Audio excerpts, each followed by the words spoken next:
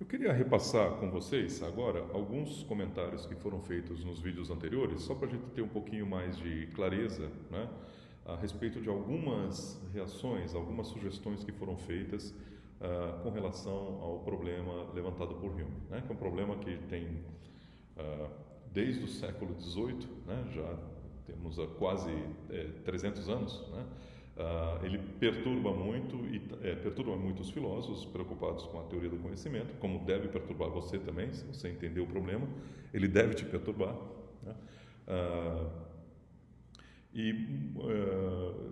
Algumas alternativas que apareceram, né? Então, deixa eu retomar isso aí. Eu não sou um especialista, mas é um problema certamente fascinante, né? E as alternativas também são muito interessantes, né? Uma alternativa que apareceu é uma espécie de enfraquecimento do problema da indução, uma espécie de enfraquecimento dos raciocínios indutivos. Enfraquecimento no seguinte sentido, né? Olha, o que Hume estava olhando era em que medida ou de que maneira a verdade das premissas ou acreditar nas premissas nos dá, né, nos autoriza a acreditar na conclusão. Mas o que você pode olhar para o argumento indutivo, né, de maneira enfraquecida no seguinte sentido: a crença nas premissas ou a verdade das premissas não nos autoriza a ter certeza da conclusão, né? Claro que não, tá? Mas ela nos autoriza a crer na conclusão segundo uma certa probabilidade, né? Ou seja, do fato de que o Sol tenha nascido num dia, depois do segundo dia, depois do terceiro dia, vai, digamos assim, aumentando a probabilidade de que o Sol vai nascer no dia anterior, no dia seguinte, perdão, que o Sol vai nascer no dia seguinte. Então, à medida que você vai tendo observações de um evento A acompanhado de um evento B, à medida que você vai tendo mais e mais experiências a esse respeito, vai aumentando a probabilidade, né, de que o próximo evento A que você for observar vai ser seguido do evento B, ou então vai aumentando a probabilidade de que todo evento A seja seguido de um evento B, né? Isso é um enfraquecimento, por quê? Porque nós não temos a crença absoluta na conclusão, né? Claro, não dá para ter não temos a crença absoluta na conclusão, mas nós temos a crença numa certa probabilidade de que a conclusão seja verdadeira. E se isso é assim, né, a teoria probabilística, as ideias de probabilidade, vêm de onde? Vem da matemática. E a matemática é que tipo de ciência? Indutiva ou dedutiva? Não, a matemática, por excelência, é uma ciência dedutiva, né? Ou, como nós vamos estudar mais adiante, é uma ciência a priori, né? Quer dizer, o matemático ele não conhece as leis matemáticas fazendo experiência de laboratório, né?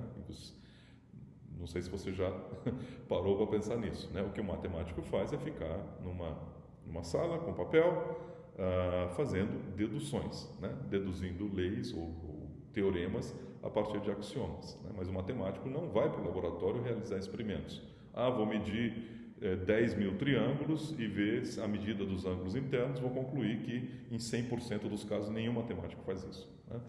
A matemática é uma ciência dedutiva e a probabilidade é uma parte da matemática. Teoria das probabilidades, eu não sou especialista, mas a teoria das probabilidades ela evoluiu, né, a partir da análise da chance de um certo evento baseado na ocorrência de outros eventos. Agora, essa relação, a relação entre as chances, é uma relação a priori, ou é uma relação dedutiva, né? Não é uma mera relação acidental entre uma coisa e outra, né? Então, num certo sentido, essa alternativa, esse enfraquecimento da indução, quer dizer que a verdade das premissas dá uma certa probabilidade para a verdade da conclusão, essa relação pode ser estudada do ponto de vista puramente, pode ser estudada como uma relação puramente dedutiva ou puramente matemática, né? Então, esse enfraquecimento significa uma espécie de incorporação da dedução nos mecanismos, ou seja, a justificativa. Essa alternativa faria a justificativa da indução ser uma justificativa dedutiva, afinal de contas, Tá? Veja que interessante. Por um lado, a gente tem um enfraquecimento da indução, tá? Porque a nossa crença na conclusão não é mais absoluta, mas é uma crença dada um certo grau, de uma crença que há um certo grau de probabilidade, uma certa chance da conclusão ocorrer. Agora, isto está ligado com a nossa crença nas premissas de maneira matemática, né? De maneira dedutiva. Isso é muito bacana, né? Isso é uma alternativa. Agora, isso falando assim de maneira geral e de maneira abstrata é muito interessante. Agora, a descrição de como a verdade das premissas se relaciona com a probabilidade da conclusão, isso é uma coisa bastante mais complicada, né? Então, ao longo da história da história recente, eu quero dizer dos últimos 200 ou 300 anos da história da matemática e da história da probabilidade, leis cada vez mais sofisticadas e cada vez mais complicadas têm sido sugeridas, né, para relacionar a probabilidade da ocorrência da conclusão baseado na probabilidade da ocorrência das premissas, né? Quer dizer, o princípio geral é simples. Espero que você tenha entendido, espero que você tenha visto que o princípio geral é simples. Agora, como implementar isso é bastante mais complicado, né? Eu não sou especialista, mas certamente eu pedi para o professor Walter Canielli, que é um especialista em teoria da probabilidade, ele vai explicar para a gente. Nós vamos colocar um vídeo aqui também explicando melhor algumas das teorias, alguns dos mecanismos segundo o qual nós podemos relacionar probabilidade da conclusão com probabilidade das premissas, né? São mecanismos dedutivos, portanto, conhecimento a priori, né? Isso é foi uma das reações ao problema da indução de Hume, né? Outra reação interessante, né, vem dos chamados filósofos da linguagem ordinária, né? Filosofia da linguagem ordinária é uma espécie de metodologia filosófica que ficou muito em voga nos anos 50, 60 do século passado, né, do século XX, particularmente influenciada pelo filósofo Wittgenstein, né, pelo segundo Wittgenstein. Wittgenstein teve duas fases da filosofia dele. Teve uma primeira fase. Na primeira fase da filosofia dele, a indução, ele tinha algo parecido com o que nós falamos aqui, né, do modelo probabilístico, né? A indução é justificada por uma relação probabilística, portanto matemática, entre conclusão e premissas. A primeira fase dele. A segunda fase dele é que ele se tornou o paradigma de um filósofo da linguagem ordinária, né? E para Wittgenstein e para outros filósofos da linguagem ordinária, como Strawson, né? Strawson, que é um autor também inglês, né? Trabalhando mais ou menos dentro da mesma tradição e dentro do mesmo paradigma. Para Wittgenstein, não faz muito sentido você perguntar sobre a racionalidade da indução, como Hume faz, né? Porque para ele, que a indução seja um mecanismo racional é uma das bases da nossa racionalidade, né? Uma das bases assim do nosso pensamento, né? É como você dizer como você sabe que 2 é um número, né? Se eu duvidar que 2 é um número, né? Não faz sentido duvidar que 2 é um número, né? Porque o nome 2 nós queremos designar uma entidade que é um número, né? Então, perguntar como é que nós sabemos que 2 é um número significa uma pergunta conceitual tão básica, né, que, ou como Strawson coloca, existe uma conexão analítica entre a indução e a racionalidade. Conexão analítica significa que a gente poderia entender dessa maneira, que é parte da definição ou parte do conceito de indução que nós estamos fazendo um raciocínio racional, né?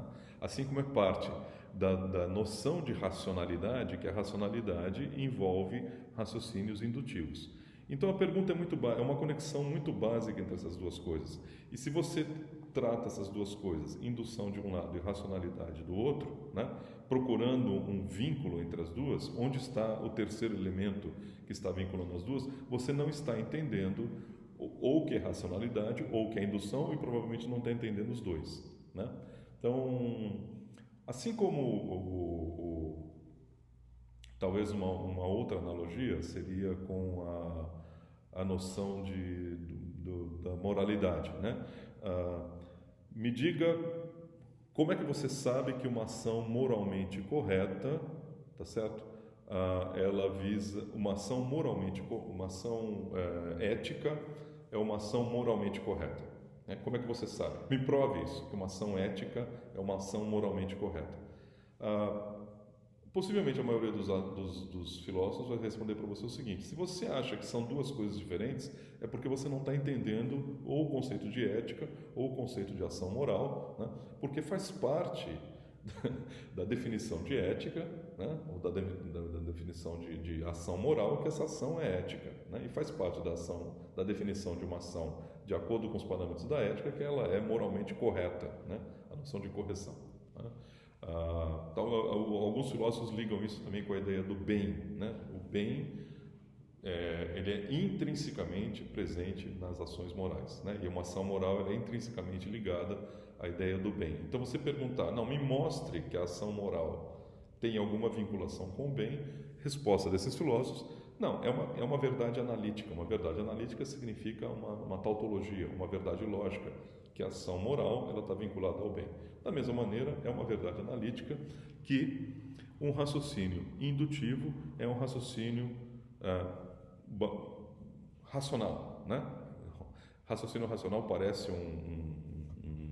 parece um pleonasmo aqui, mas eu espero que você entenda raciocínio como um argumento, sendo que pode ter argumentos que não são racionais. Eu estou pulando de premissas para uma conclusão arbitrariamente.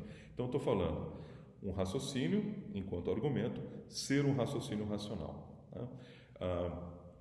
E faz parte da definição, ou faz parte do conceito de indução, que esses raciocínios são racionais, né? Ou faz parte da noção de racionalidade, que há dois tipos de racionalidade. Existe a racionalidade dedutiva e existe a racionalidade indutiva. Então, Hume, a pergunta de Hume é uma pergunta que nem deveria ter aparecido, né?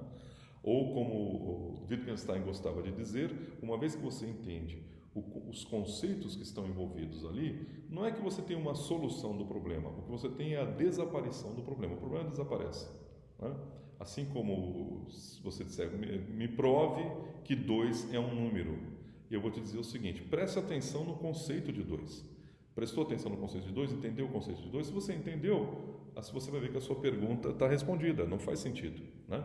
Porque falar de 2, eu estou falando de algo que é um número, né? Algo que é um número. Existe uma vinculação estreita entre ser o número 2 e ser um número, né? Não faz sentido você dizer que algo é o número 2, algo é 2 e não é um número, né?